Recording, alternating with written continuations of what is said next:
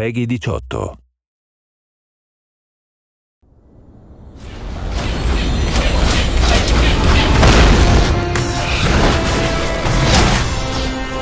There's nothing better than encountering a monster and just having a hell of a time trying to kill it. And you finally triumph and you have that sense of accomplishment. You know, there may be 10 ways to defeat this enemy. One way is the best, and you figuring that out is what makes that exciting. I think one of the challenges in making a new fantasy world that's unknown to players is it needs to feel familiar without being just a clone of things that are done before. Get it? Yep. All right. We've sort of taken a very dark spin on some of the classic creatures you might expect to find in a fantasy game. As if we didn't have enough troubles. As an animator, we have some great creatures in the game that are super fun to hand key. We look at references, spiders and alligators, reptiles, birds, all these things. And it's going on the stage and shooting all day in motion capture. Action. The studio here is great to just fire it up. You could take an idea, motion capture it, process it, and put it in the game, you know, the same day. Run for it! We're trying to give the player an experience of wanting to move through the areas and kill all the creatures that are stopping them, not just for the sake of killing the creatures, but to find out what's going on. Somebody please! Help me! We have a core creature, which is the Wargar. Their race is kind of what was underneath this town. And somehow, they got perverted. Something happened. They're kind of reptilian looking, and we kind of just try to creep them out a little bit, so you look at tarantulas and just get that kind of feel. Their deepest desire is to become like spiders.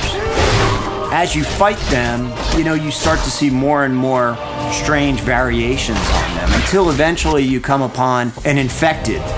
And an infected has actual spider legs. You come up to him and you start to realize, hey, this guy's got magic. And he's also teleporting all over the place. So you're like, you're just about to shoot him and he goes off to another place. Fast, threatening, super intense, kind of creepy, pretty effective. Great. More bugs. I like the Minotaur, because they charge the crap out of you.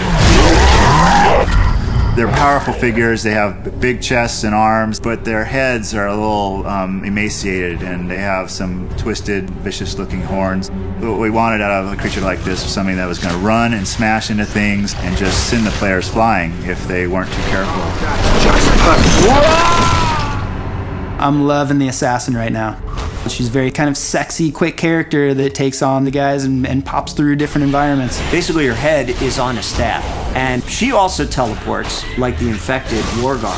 What she does is she'll place this staff in the world, and you're like, you know, what the hell's going on? Next thing you know, this staff is fighting you, and she's fighting you. Anuvan is the dark force behind whatever badness is happening throughout the land. But it's not clear at all what it is that he's really up to. And we reveal that to the player slowly throughout the course of the game, and ultimately you find out who he is, and what he's up to. Good for you. When you walk into an arena, you have to take the time to look at the enemies that are there and what their strengths and weaknesses are, and then figure out what is your best strategy to go in there. It's not going to be the same every time. You're going to have to use some tactics and some planning. Because the best combat to me is one where I'm using my brain and I'm thinking of the trade-off. Action, chaos, then you take a breather and you get a story moment, and then it leads you on your path. I think overall it's just this really rich experience. It's a great world to delve into.